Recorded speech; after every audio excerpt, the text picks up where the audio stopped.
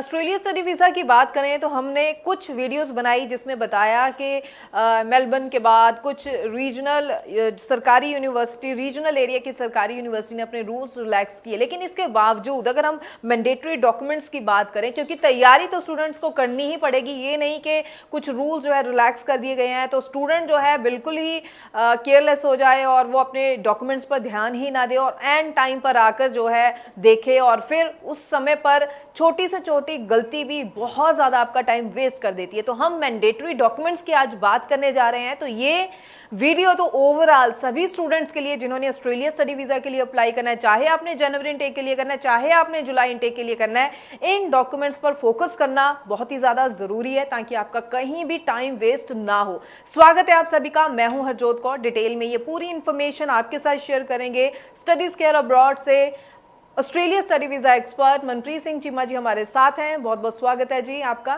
Thank you ma'am. तो मनप्रीत जी ज़रूर बताइए, वैसे तो आप लगातार स्टूडेंट्स को जो है ऑस्ट्रेलिया स्टडी वीज़ा को लेकर हर इंपॉर्टेंट बात टिप्स जो है इन वीडियोस के ज़रिए शेयर करते ही हैं, लेकिन आज हम बात मैंडेटरी डॉक्यूमेंट्स की करें तो आप क्या कहना चाहेंगे? क्योंकि कई बार स्टूडेंट्स को ज़्यादा जानकारी नहीं होती, उनके पेरेंट्स को ज़्यादा जानकारी नहीं होती। आप एक एक्सपर्ट होने के नाते आप स्टूडेंट्स को ज़रूर मैंडेटरी डॉक्यूमेंट्स के बारे में पूरी तरह से गाइड कीजिए। जी हरजोत मैम, देखो वैसे तो बहुत लंबी लिस्ट है डॉक्यूमेंटेशन की। आपको पता है ऑस्ट्रेलिया मैक्सिमम डॉक्यूमेंट्स लेता है जब भी स्टूडेंट वीज़ा की बात होती है, बट फिर भी अभी जो सिनेरियो चल रहा है क्योंकि यूनिवर्सिटीज़ रिलैक्स हो गई हैं तो वो इतने डॉक्यूमेंट्स नहीं मांग रही हैं पहले कंपैरेटिव टू पहले से, कि पहले वो अगर उनको अगर बिजनेस से रिलेटेड डॉक्यूमेंट्स अगर 10 डॉक्यूमेंट्स चाहिए थे, अभी वो बोल रहे हैं कि आप हमें 2 से 3 डॉक्यूमेंट भी देंगे तो वी आर सेटिस्फाइड। तो लेकिन फिर भी रिलैक्स होना और बिना डॉक्यूमेंट्स में बहुत फ़र्क है। तो रिलैक्स का मतलब ये है कि कुछ डॉक्यूमेंट्स अभी भी मैंडेटरली चाहिए ही चाहिए, जिसमें देखो एकेडमिक्स ऑब्वियसली हर बच्चे को चाहिए विद पीटी आइल स्कोर। उसके बाद अगर स्टेप बाय स्टेप में बता देता हूँ कि लाइक अगर कोई बिजनेस से रिलेटेड है तो पहले अगर हमें ITS चाहिए थी, मतलब टाइमली फाइल्ड ITS चाहिए थी विद GST नंबर मैंडेटरी, या फिर करंट अकाउंट स्टेटमेंट या MSME, या फिर शॉप एक्ट के अंदर वो उनका बिजनेस रजिस्ट्रेशन होना चाहिए था। लेकिन अब यूनिवर्सिटीज़ बोल रही हैं बिकॉज टाइम कम है, इनटेक पास है, तो वो कह रहे हैं कि आप हमें सिर्फ इनकम टैक्स रिटर्न दे दीजिए प्लस विद प्रॉपर कॉम्पिटिशन। उसके साथ हमें कोई भी एक डॉक्यूमेंट दे दीजिए, चाहे आप GST नंबर दे दीजिए, चाहे करंट अकाउंट स्टेटमेंट, चाहे आप MSME का सर्टिफिकेट दीजिए, इनमें से कोई भी एक डॉक्यूमेंट दे दीजिए तो वो दे आर सेटिस्फाइड। उसके बाद एग्रीकल्चर इनकम में भी वो बोल रहे हैं कि आप हमें ITS विद कॉम्पिटिशन, उसके साथ आप हमें तहसीलदार का सर्टिफिकेट दे दीजिए या फिर J फॉर्म दे दीजिए, दोनों में से एक चीज़ दे दीजिए। तो ये चीज़ें बहुत मतलब रिलैक्स हो गई हैं पहले से। तो मैं बोलूँगा कि अगर इनमें से कोई भी डॉक्यूमेंट है, इनमें मतलब ITS तो मैंडेटरी है ही है, उसके अलावा आप एक एक डॉक्यूमेंट भी दे दीजिए, चाहे वो बिजनेस से है तो बिजनेस से रिलेटेड, एग्रीकल्चर है तो एग्रीकल्चर से रिलेटेड, और सेविंग्स में अगर 6 मंथ होल्ड फंड्स हैं तो कुछ यूनिवर्सिटीज़ तो ये भी बोल रही हैं कि हमें सोर्स भी दिखाने की ज़रूरत नहीं है। तो उस चीज़ में भी अब यूनिवर्सिटीज़ ने ये भी स्टार्ट कर दिया कि अगर स्कॉलरशिप है तो आप स्कॉलरशिप को माइनस करके फाइनेंशियल्स आप अपने दिखा दीजिए। तो ये बहुत अच्छी चीज़ें हैं और जो कि यूनिवर्सिटीज़ रिलैक्स कर रही हैं। बट जो मैंडेटरी डॉक्यूमेंट्स हैं वो दोबारा बता देता हूँ, अकेडमिक सारे चाहिए, आइल्स चाहिए, उसके बाद बिजनेस के 2 प्रूफ चाहिए, एग्रीकल्चर के 2 प्रूफ चाहिए और रिलेशनशिप प्रूफ, और एक अगर आप स्पॉन्सर ऐड कर रहे हो उसकी ITR दिखा रहे हो तो उसके साथ उनकी सेविंग भी ज़रूर दिखाएं, चाहे उसमें 1-2 लाख की हो। तो ये मैंडेटरी डॉक्यूमेंट्स है आज की डेट में।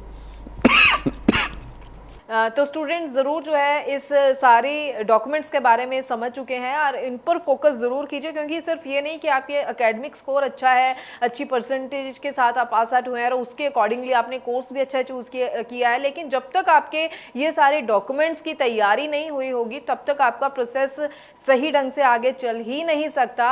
ऑस्ट्रेलिया स्टडी वीज़ा की खासतौर पर जब भी हम बात करते हैं तो डॉक्यूमेंटेशन एक लंबा चौड़ा प्रोसेस जो है, इस पर भी सही ध्यान देना बहुत ही ज़्यादा ज़रूरी है और इसीलिए हम मनप्रीत जी से ये पूरी इन्फॉर्मेशन आपके साथ लगातार शेयर करवाते ही रहते हैं। अक्सर सभी वीडियोस में आपके लिए इन्फॉर्मेशन यही होती है कि आप किस तरह से तैयारी करें। जब हम बात ऑस्ट्रेलिया स्टडी वीज़ा की करते हैं तो मनप्रीत जी लास्ट में ये भी ज़रूर बता दीजिए, अभी स्टूडेंट्स Jan-Feb इनटेक की हम बात करें, क्या अभी भी अप्लाई कर सकते हैं, फ़ायदा होगा या फिर उन्हें जुलाई इनटेक पर भी फोकस करना चाहिए?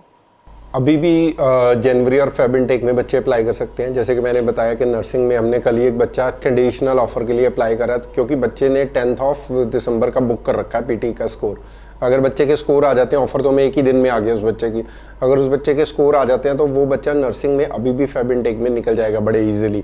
तो कोई भी अगर बच्चा, हाँ मैं एक चीज़ ज़रूर बताना चाहूँगा, जो भी मैंने मैंडेटरी डॉक्यूमेंट्स बताए हैं वो जो रिलैक्सेशन है अभी यूनिवर्सिटीज़ की तरफ से सिर्फ फेब इनटेक के लिए है, बिकॉज फेब इनटेक बिल्कुल नज़दीक आ गया है। ये जुलाई में कंटिन्यू होगी रिलैक्सेशन के नहीं हम बोल नहीं सकते, but for Feb yes universities are very relaxed. तो this is the golden time, आप मिनिमम डॉक्यूमेंट्स के साथ अप्लाई करके वीज़ा ले सकते हैं। जी बिल्कुल, तो स्टूडेंट समझ चुके हैं ये कुछ दिन आपके लिए कितने ज़्यादा खास रहने वाले हैं। फेब इनटेक के लिए यूनिवर्सिटीज़ भी आपके लिए अपने रूल्स को रिलैक्स कर रही हैं। और भी इन्फॉर्मेशन चाहिए अपनी प्रोफाइल के अकॉर्डिंगली, जिस यूनिवर्सिटी में आप अप्लाई करना चाह रहे हैं वहाँ के रूल्स किस तरह से, उसको भी अच्छी तरह से ज़रूर समझिए। और उसके लिए आप जो लगातार नंबर डिस्प्ले है स्क्रीन पर, इस पर कॉल कर सकते हैं, पूरी जानकारी ले सकते हैं, या फिर स्टडीज़ केयर अब्रॉड के ऑफिस विजिट कर सकते हैं। मनप्रीत से मिलना चाहते हैं तो चंडीगढ़ ब्रांच में विजिट कीजिए, अपने डॉक्यूमेंट साथ में जरूर लेकर आइए ताकि असेसमेंट की जा सके, टाइमली सही ऑप्शंस आपको गाइड की जा सके। बहुत बहुत थैंक्स मनप्रीत जी पूरी इन्फॉर्मेशन स्टूडेंट्स के साथ शेयर करने के लिए। आगे भी हम स्टूडेंट्स के लिए इसी तरह से और इन्फॉर्मेटिव वीडियोस लेकर आते रहेंगे। फिलहाल के लिए हमें दीजिए इजाजत। Thank you so much. Thank you ma'am.